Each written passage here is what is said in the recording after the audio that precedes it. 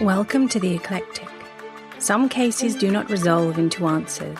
They accumulate detail instead, and in doing so, they leave behind something heavier than explanation. This is one of those cases. In January of 1965, 15-year-old friends Marianne Schmidt and Christine Sharrock boarded a train bound for Cronulla. It was the height of the Australian summer, and like countless teenagers before them, they were simply looking forward to a day at the beach. They never came home. Their disappearance led police to the isolated Wanda sandhills, where less than 24 hours later, the girls were found murdered. The brutality of the crime shocked Australia. What followed was one of the largest homicide investigations the country had ever seen. Thousands of witnesses were interviewed, hundreds of detectives were assigned to the case. The vast sandhills were searched metre by metre, and the public became fixated on one mysterious figure. The unidentified teenager known only as the Surfy, the last person believed to have seen Marianne and Christine alive. But despite an investigation stretching across thousands of pages, no arrests were made, no murder weapon was recovered, and the identity of the killer remained a mystery. For many investigations, that's where the story ends. For Wanda Beach, it was only the beginning. Because over the decades that followed, detectives would revisit the case time and time again. New suspects would emerge, new theories would divide investigators, advances in forensic science would offer fresh hope. Yet every promising lead seemed to end the same way, with more questions than answers. This is part 2 of the Wanda Beach murders. This is the hunt for a killer. The first of the suspects belonged to a quiet young man from Wollongong, a man whose own crime shocked Australia. His name was Alan Bassett. Alan Bassett did not become a suspect because of the Wanda Beach investigations itself. Instead, his name surfaced after another young woman was murdered. On the evening of Friday, June 10, 1966, 20-year-old Carolyn May Orphan attended a dance in Wollongong. During the evening, she met 21-year-old Alan Bassett, a quiet fitter and turner from the nearby suburb of Unsolved.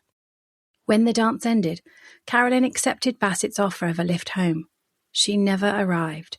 Instead, Bassett drove her to an isolated location where he tied her up, strangled her, and repeatedly struck her over the head with a large rock before leaving her body beside the road.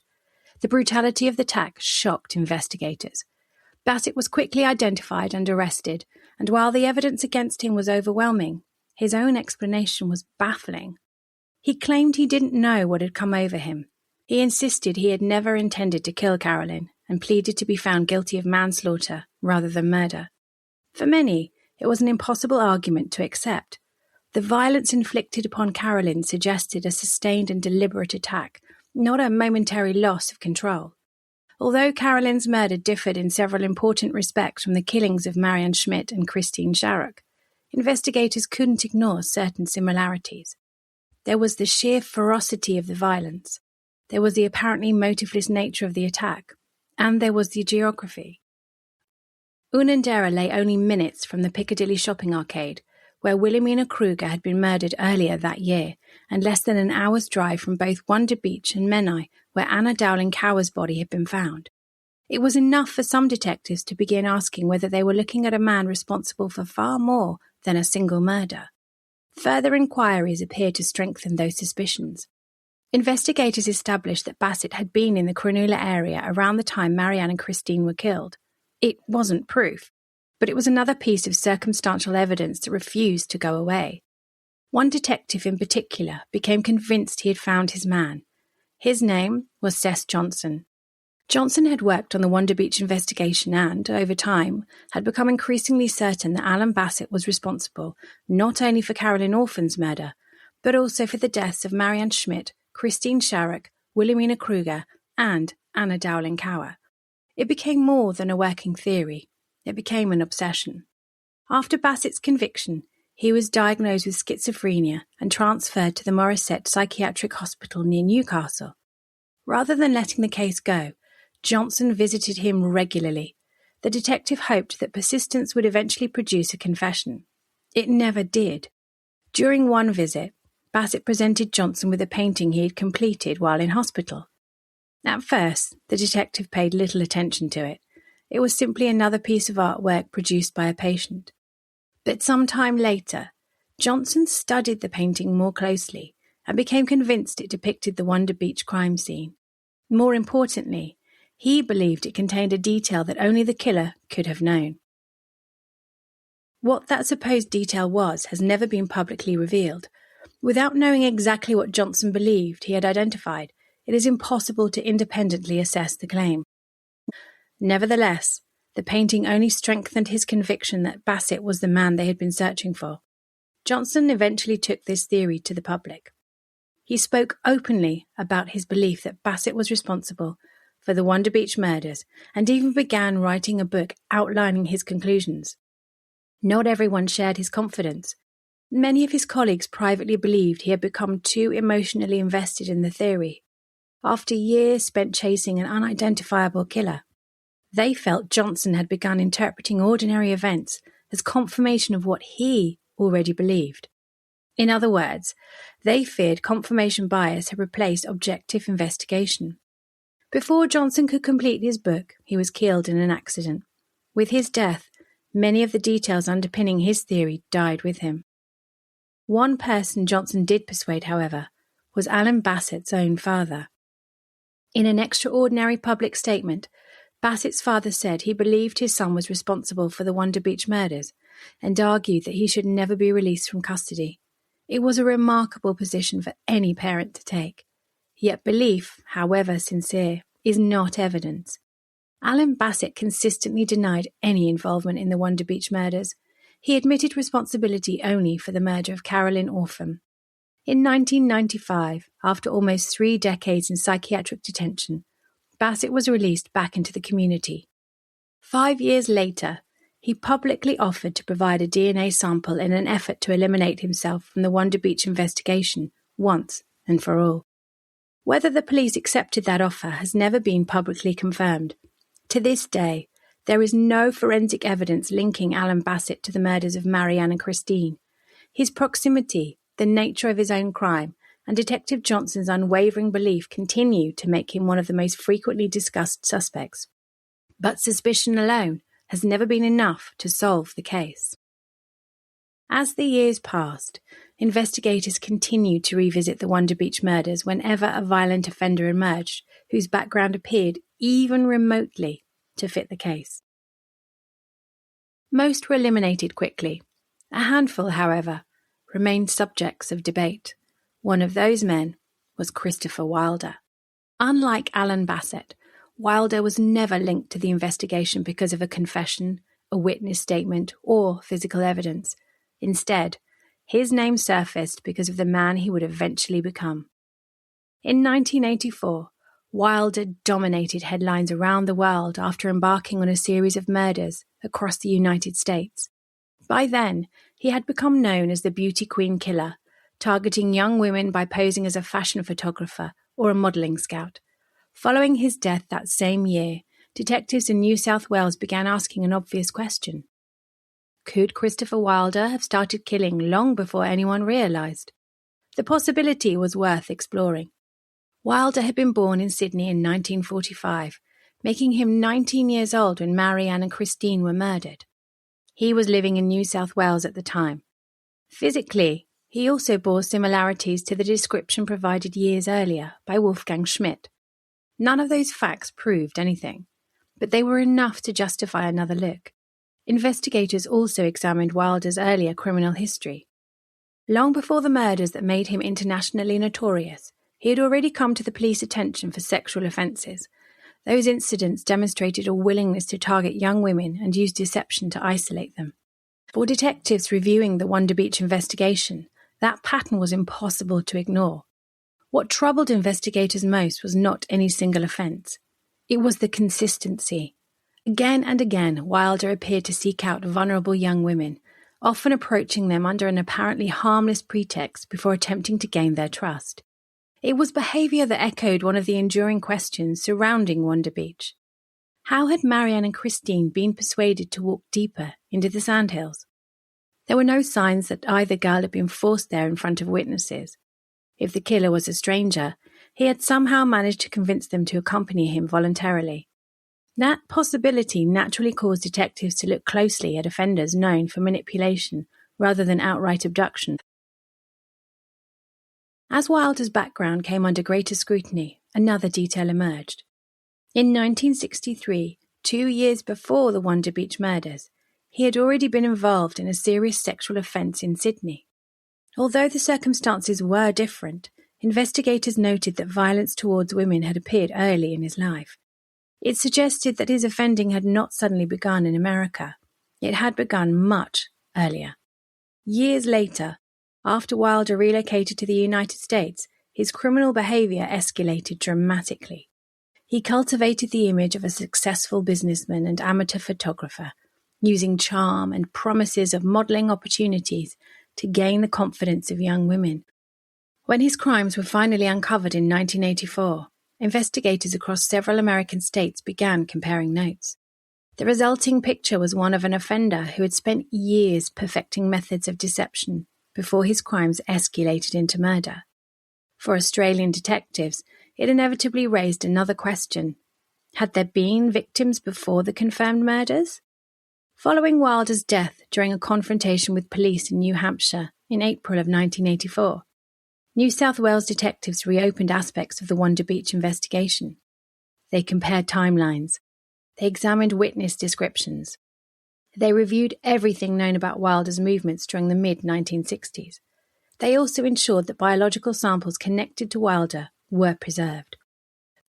Forensic science was advancing rapidly, and investigators recognized that evidence dismissed in 1965 might one day answer questions that had remained unresolved for decades. Despite that renewed effort, no direct connection emerged. There was no witness placing Christopher Wilder at Wanda Beach on January the 11th, 1965. There was no forensic evidence linking him to the crime scene. There was no confession, no document, no photograph, no overlooked police report that suddenly transformed him from an interesting possibility into a genuine suspect. Behaviourally, investigators also encountered another difficulty. Many serial offenders demonstrate a gradual progression in their offending. Low-level sexual offences often precede increasingly serious crimes. Once they begin killing, however, that behaviour rarely stops for long. If Wilder had murdered Marianne and Christine in 1965, investigators would have to explain why there appeared to be such a significant gap before his confirmed murders in America, almost 20 years later. That doesn't make it impossible. Every offender is different. But it does make the theory more difficult to reconcile with the patterns typically observed by behavioural investigators. Even so, Christopher Wilder's name has continued to surface whenever the Wanda Beach murders are discussed, partly because he was undoubtedly capable of extreme violence, partly because he was in Australia at the right time, and partly because so many questions about his early life remain unanswered. He has also been suggested as a possible suspect in several other unsolved Australian cases from the 1960s and the 1970s. Once again, however, those suggestions remain exactly that. Suggestions. No court has ever found Christopher Wilder responsible for those crimes, and no conclusive evidence has linked him to them. The Wanda Beach murders are no exception. For detectives, Christopher Wilder represented a line of inquiry that had to be explored. They explored it thoroughly. In the end, they reached the same conclusion that had frustrated investigators for decades. The theory was intriguing, but intrigue is not proof. More than 60 years after Marianne Schmidt and Christine Sharrock lost their lives, Christopher Wilder remains one of several men whose names continue to appear in discussions about the case. Whether he had any involvement at all remains unknown, and that uncertainty has become one of the defining features of the Wanda Beach investigation itself. Every promising suspect seems to answer one question, only to leave several more behind. If Christopher Wilder represented one possible explanation, the next suspect occupied a very different place in the investigation. For years, many detectives regarded Derek Ernest Percy as one of Australia's most dangerous offenders. Unlike Christopher Wilder, whose crimes became known overseas, Percy remained an enduring figure in Australian criminal investigations. His name surfaced repeatedly whenever police revisited unsolved murders involving children or young people, and before long, it found its way into discussions surrounding Wanda Beach. Whether that suspicion was justified remains a matter of debate. Percy was born in Sydney on September 15, 1948, before his family later moved to Victoria. From an early age, there were reports of troubling behaviour. Neighbours spoke of women's underwear disappearing from clotheslines. Others remembered Percy as an isolated young man who struggled socially and often kept to himself. On their own, none of these stories amounted to any kind of evidence. Many remained little more than local gossip. But as the years passed, investigators began looking back at those accounts through a very different lens. One incident in particular attracted attention. In 1964, two schoolboys claimed they had watched Percy in bushland wearing women's clothing while repeatedly stabbing items of female underwear with a knife. At the time, few people believed their story. Years later, after Percy's arrest for an unrelated murder, detectives wondered whether the boys had witnessed an early expression of violent fantasies that would continue to develop. Around the same period, Percy had also begun writing journals. Those writings revealed increasingly disturbing fantasies involving domination, violence, and children. Although disturbing, investigators were careful not to confuse fantasy with action. Many offenders record violent thoughts that are never acted upon. The challenge was determining whether Percy's journals reflected imagination or intent. By the mid-1960s, another incident added to the police concerns. While living in Canberra, Percy persuaded two young girls into a caravan. Fortunately, the situation was interrupted before it escalated further. No charges were laid. Instead, the matter was dealt with privately. Looking back decades later, some investigators questioned whether an opportunity to intervene had been missed. Everything changed in 1969. That year, 12-year-old Yvonne Toohey disappeared near Beachport in Victoria. The investigation led police to Derek Percy. He was arrested, charged, and ultimately found not guilty by reason of insanity before being detained indefinitely in a psychiatric custody. The murder of Yvonne Toohey remains the only homicide for which Percy was ever formally held responsible. Yet, it was what investigators discovered afterwards that fueled speculation. Percy's journals contained violent fantasies. Many centered on children. Some described abduction. Others described attacks remarkably similar to offences that remained unsolved elsewhere in Australia. Over the years, detectives from several states examined whether Percy could be linked to those cases. Among them were the disappearances of the Beaumont children, the murder of Linda Stilwell, and inevitably, the Wanda Beach murders. Supporters of the theory pointed to several similarities. Percy displayed a long-standing fascination with knives. He had documented fantasies involving multiple victims. He had demonstrated an ability to conceal violent impulses behind an otherwise quiet exterior, and he had spent years travelling throughout Australia. To some investigators, those similarities could not be ignored. Others remained unconvinced. The biggest obstacle was geography. Although Percy had been born in Sydney, there is no reliable evidence placing him anywhere near Wanda Beach on January 11, 1965. Nor is there any witness who identified him. No photograph, no fingerprint, no forensic evidence, no confession. The further detectives investigated, the more the theory depended upon behavioural similarities rather than demonstrable facts. That distinction is important. Behavioural analysis can suggest possibilities. It cannot establish guilt. Modern investigators continue to acknowledge Percy as someone who warranted investigation. But they also acknowledge that no evidence has ever conclusively connected him to Marianne or Christine. Like Alan Bassett, like Christopher Wilder, he remains another intriguing possibility. By the early 2000s, however, something had changed. It was no longer detectives alone who believed the Wanda Beach murders might finally be solved. For the first time since 1965, science itself appeared ready to offer answers. The biological evidence recovered from the crime scene had been carefully preserved for decades. When DNA profiling emerged during the late 20th century, investigators realised that evidence once considered impossible to analyse might now reveal the identity of the killer. The hope that had slowly faded over 40 years suddenly returned. Perhaps the answer had been sitting inside an evidence locker all along, waiting for science to catch up. For decades, the Wanda Beach murders remained trapped in time. The investigation had been exhaustive. Thousands of witnesses had been interviewed. Thousands of pages of evidence had been compiled. Numerous suspects had been investigated and eliminated. Yet, despite all that work, detectives remained without the one thing they needed most: proof. When Marianne Schmidt and Christine Sharrock were murdered in January 1965, DNA profiling simply didn't exist. Detectives relied on fingerprints, blood typing, witness statements, and painstaking investigative work. If an offender managed to avoid leaving obvious physical evidence, solving the crime became infinitely more difficult. By the 1980s, however, forensic science had begun to change.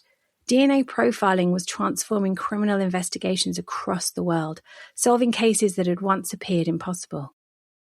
Almost immediately, detectives began asking whether the evidence recovered from Wanda Beach could also be re-examined. Fortunately, investigators in 1965 had preserved a number of exhibits. Among them were biological samples collected during the post-mortem examinations. For years they had sat in secure storage, offering little value to investigators working with the forensic techniques available at the time. Now, they represented something entirely different: hope. As technology continued to improve throughout the 1990s and early 2000s, the evidence was examined again. Scientists were able to recover a partial DNA profile believed to belong to the offender. For the first time in almost 40 years, detectives possessed something capable of identifying a killer rather than simply describing one. It was a remarkable breakthrough, but it came with limitations. The profile was incomplete, good enough to compare against known individuals, not good enough to identify an unknown offender on its own. Even so, it dramatically changed the direction of the investigation. From that point onwards, every major suspect could be measured against the forensic evidence rather than simply against witness statements or behavioral theories. One by one, names were reconsidered. Some volunteered DNA samples. Others already had biological material available through previous investigations. Where comparisons could be made, detectives quietly began eliminating possibilities. It was a slower process than many people expected. Television dramas often portray DNA as providing immediate answers. Reality is rarely so straightforward. A partial profile can exclude a suspect with confidence. Identifying someone unknown, however, is considerably more difficult, especially if that person's DNA has never been recorded. As the years passed, investigators continued submitting evidence for re-examination whenever advances in forensic science became available. Each new development brought renewed optimism. Each time, detectives hoped the latest technology might recover information that previous testing had missed. And each time, they came away disappointed.